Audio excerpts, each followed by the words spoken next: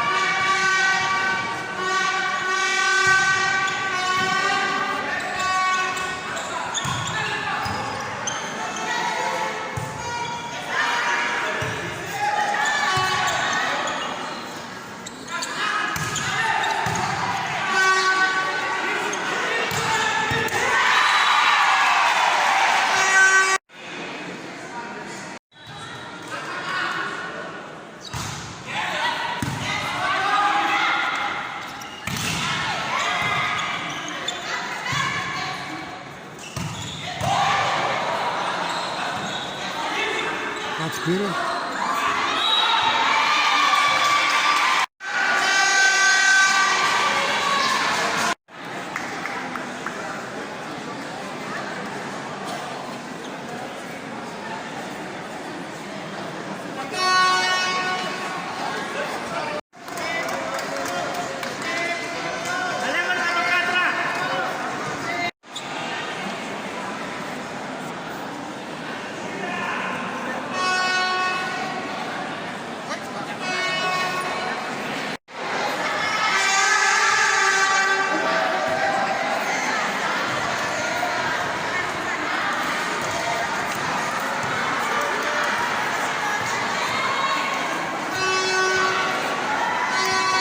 Mampitaintena olona.